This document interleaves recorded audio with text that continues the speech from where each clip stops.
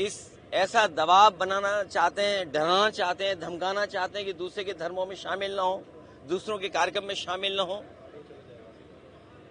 कम से कम मुझे ये बताओ, मैं जाने कितने वर्षों से यहाँ आ रहा हूँ।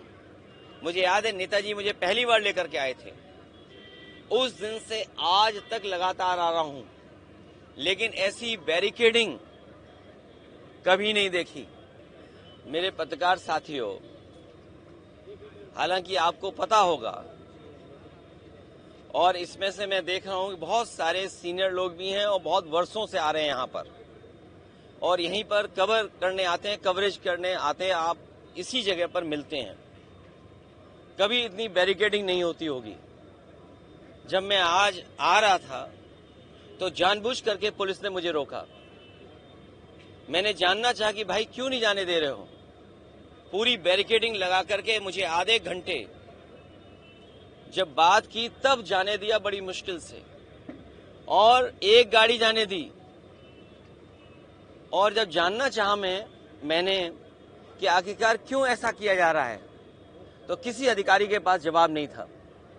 आखिरकार इसको मैं क्या मानूं, क्या समझूं?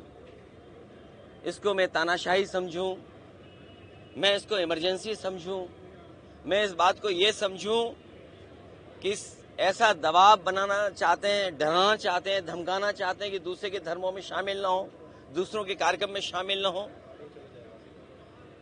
कम से कम मुझे ये बताओ, मैं जाने कितने वर्षों से यहाँ आ रहा हूँ।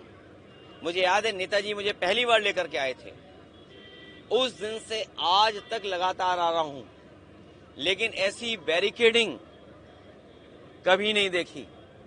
और बैरिकेडिंग इसलिए की जा रही थी कि लोग त्योहार न मना पाएं, और जो अपनी धर्म की मान्यताएं हैं, धर्म की जो परंपराएं हैं, वो भी न मान पाएं। तो सबसे बड़ा खतरा लोकतंत्र को है, संविधान को है। ये सरकार बड़ी जिम्मेदारी के साथ मैं कह सकता हूं, या मुझे नहीं कहना चाहिए, लेकिन फिर भी मैं कह रहा हूं कि ये देश भारतीय जनता पार्टी संविधान से नहीं चला रही है।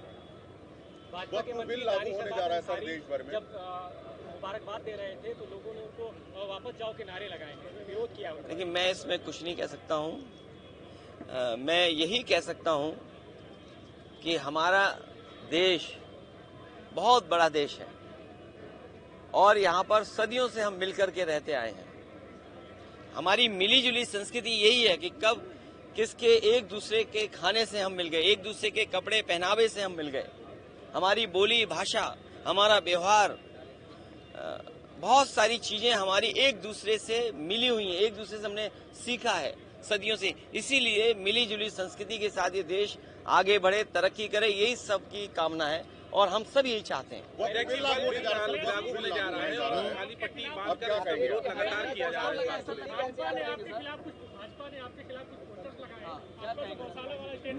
मैं तो भाजपा से कहूंगा, अगर गाय के सवाल पर हमसे बेहतर कौन जानता होगा।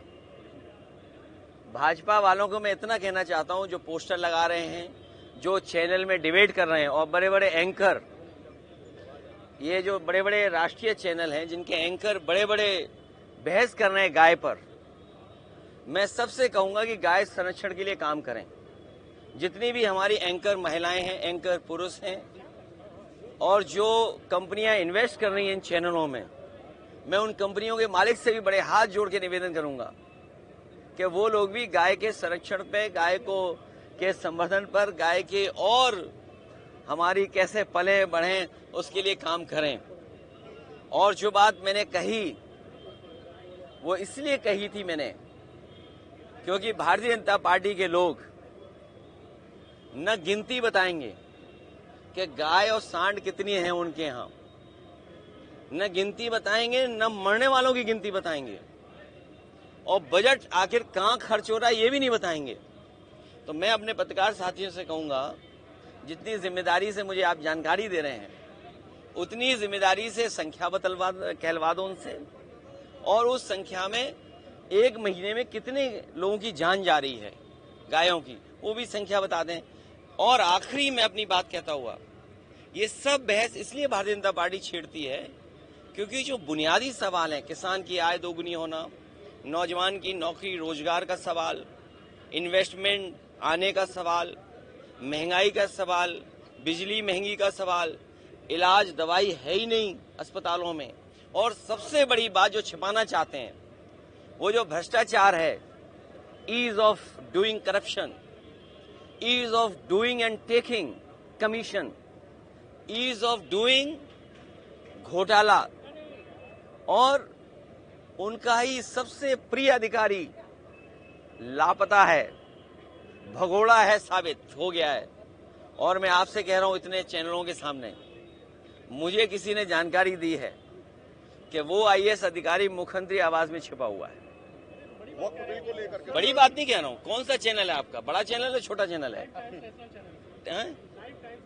ये चैनल का नाम नहीं सुना सर। वक्त बिल को लेकर के तकरार चल रही थी, आप ये नाम नहीं सुना मैंने। सर आप देश भर में सर वक्त बिल लागू होने वाला है। विधायक नंदकिशोर गुर्जर अपनी सरकार के खिलाफ हमलावर है। देखिए, हमलावर नहीं है, हमलावर नहीं है। उन्होंने कहा कि माँ का दूध पिया हो तो, अगर ये बात गलत हो तो बताइए। बिल्कुल सही कहा भाई, जो विधायक है कब दुख तकलीफ में होगा, परेशानी में होगा, उसका अपमान हो रहा होगा, वो अपमान नहीं सहन कर पाया। अपमान जो हुआ उसका, उसने अपनी भाषा गुस्से में निकाल दी।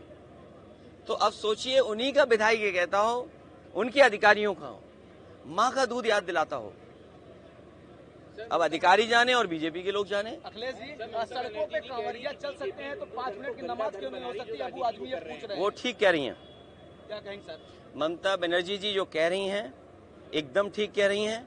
आज जो ममता बनर्जी जी फेस कर रही हैं बंगाल में, जिस तरह का भारतीय जनता पार्टी झूठा प्रचार कर रही है बंगाल में और बिहार में, इसी तरह का गंदा प्रचार, घटिया प्रचार भारतीय जनता पार्टी ने यूपी में भी किया था, और आप लोग सब जानते हो। लेकिन मैं जानता हूं कि आप भी कुछ नहीं बोलोगे। अबू आजमी क्या कहेंगे सर? वो कांवरिया अगर सड़क पे चल सकते हैं तो नमाज 5 मिनट क्यों नहीं हो सकती?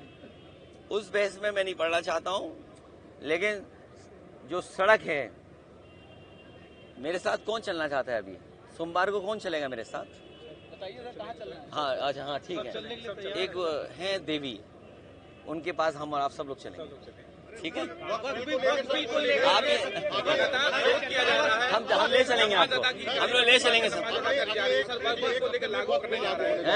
वक्त बिल लागू होने जा रहा है। देखिए, ये मैं आपको बताऊं, आप कहाँ के हो? नहीं, न्यूज नहीं, यूपी के हो ना। अगर ये प्लॉट लेना चाहेंगे उत्तराखंड में तो इन्हें 250 मीटर का भी प्लॉट नहीं ले सकते। सोचिए, आप ही के प्रदेश से निकला हुआ बना हुआ प्रदेश, और अगर आप जाना चाहें तो आप वहां 250 मीटर का भी प्लॉट नहीं ले सकते। बताइए, आप आपका पड़ोसी प्रदेश, सोचिए ना क्यों। और हमने मुख्यमंत्री बनाया हुआ है उन्हें, तो मैं चाहता हूं ये मुख्यमंत्री भी उत्तराखंड चले जाएंगे।